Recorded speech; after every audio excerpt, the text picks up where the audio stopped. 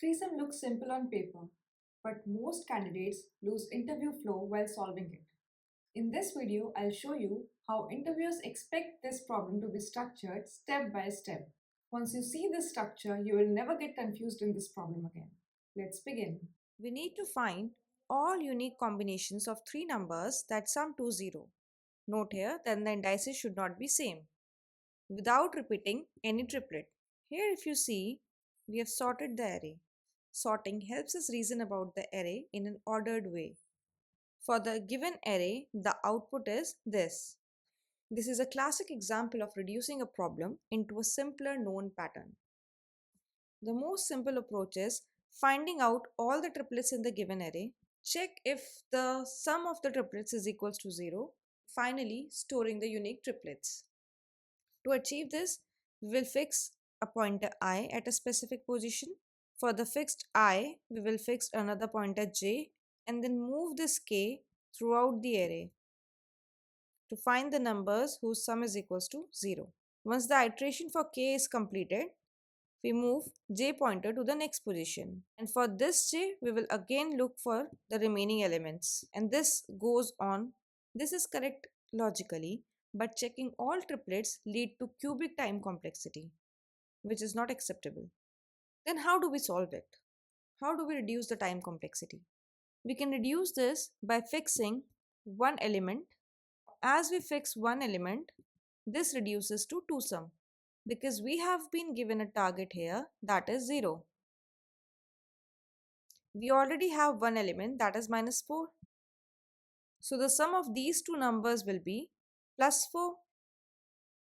Suppose this is an unknown number u. We have already fixed one number minus 4. We have an unknown number here and then the target is equals to 0. So the unknown number will be 4.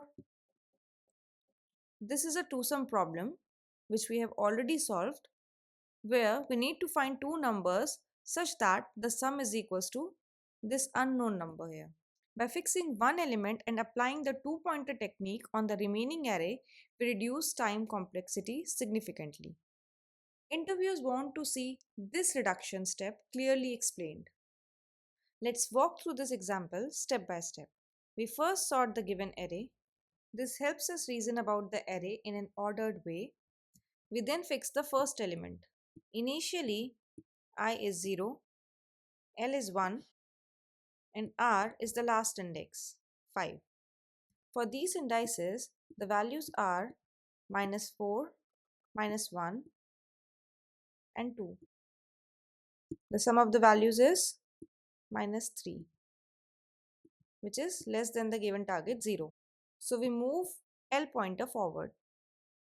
Now for the fixed pointer 0, L is 2 and R remains 5. The values at these positions are again minus 4, minus 1 and 2. So we will skip this as this is a repeated case. Skipping duplicates ensures we do not repeat the same triplet and is a key interviewer expectation in this problem. So every time L moves forward, we check if the value at L is equals to the value at L minus 1. In this case, we skip that iteration for L. Since the value at L minus 1 is equals to the value at L, so we move L forward.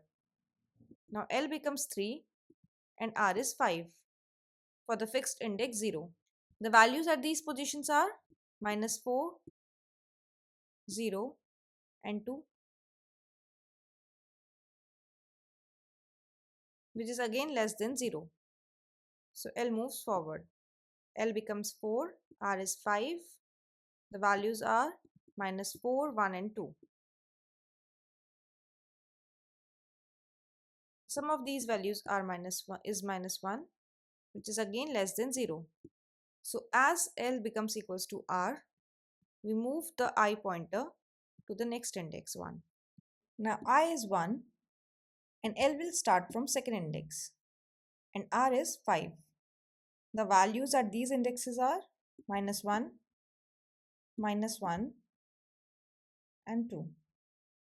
Sum of these is 0 which is the given target. So we store this triplet. We then move both L and R pointer. The reason we are moving both pointers is that for a given value of I and L, there can only be one value of R such that the sum of these values is 0. That is, if I is minus 1, L is minus 1, then R has to be 2 so that the sum is 0. So if we move just R backward, so that means R is 1, but there can never be a case where the sum of these value is 0. Similarly, if we just move L forward, I is minus 1, R is 2. So there can be only one value of L for which the sum of these is 0, that is minus 1. There can never be a scenario such that the sum of these values is equals to 0 when we move only L forward. Because if we move only L forward, the value of L is 0. The sum can never be equals to 0 in this case. So we move both pointers. So now L becomes 3 and R becomes 4 for a fixed I. The values are minus 1, 0 and 1, which is equals to the given target 0. So we store this triplet. If we further move L and R, L becomes greater than R. So we move pointer I forward. Now I is 2. As we have already covered all possible cases for I is equals to minus 1 here, so we move I forward. So here comes another edge case. Whenever value at I is equals to value at I minus 1, we skip that iteration and move forward. So we skip this iteration. Now I is 3, so L will start from 4th index and R will be 5. So for I is equals to 3, L will be 4 and R is 5. The values at these indices are 0, 1 and 2, sum of which is 3, which is greater than 0. So we move L backward, but on moving R backward, L becomes equal to R, so the condition is breached.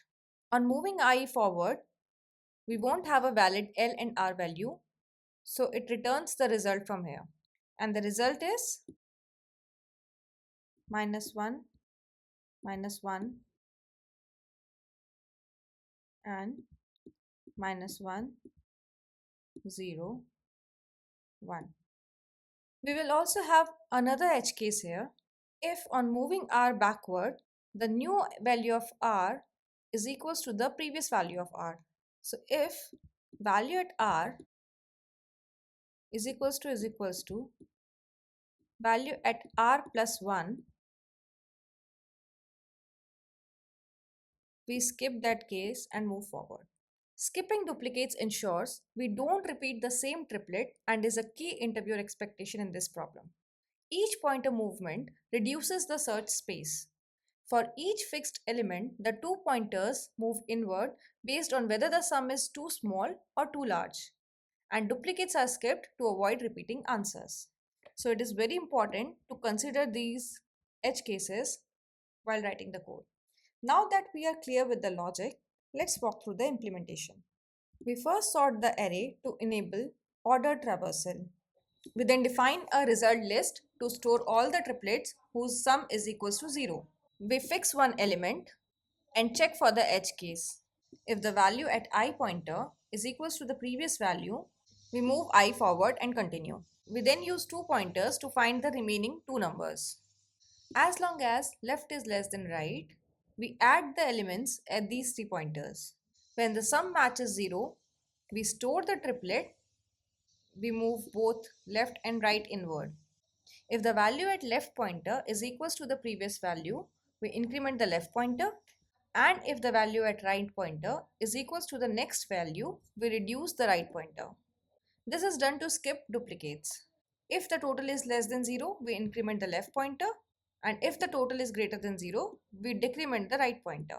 Finally, return the result. Let's run this. So here we found two triplets whose sum is equals to 0, which is the expected output. This approach balances clarity, correctness, and efficiency. Now, why this works? Sorting allows us to move pointers based on whether the sum is too small or too large. This is not brute force optimization, it's logical pruning. Here, if you see, outer loop fixes I and inner loop move two pointers L and R inward. Sorting the array takes O of n log n time, and total operations in moving these pointers is O of n square. So the total time complexity is O of n log n plus O of n square, which is equals to O of n square.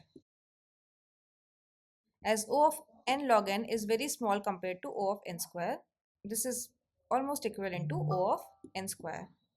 So the total time complexity is quadratic in this case. And the space complexity is constant excluding output. The interviewer is checking whether I can reduce a complex problem into a simpler known pattern and explain that reduction clearly. A common mistake is jumping straight into code without explaining the reduction from 3-sum to 2-sum or missing duplicate handling. If I explain the flow first and then write the code, the interviewer already trusts my solution. Once the interviewer understands my flow, the problem is essentially solved. Threesome is not about writing clever code. It's about keeping your explanation structured from start to finish. If this made the interview flow clear, follow this series one problem at a time. See you in the next one.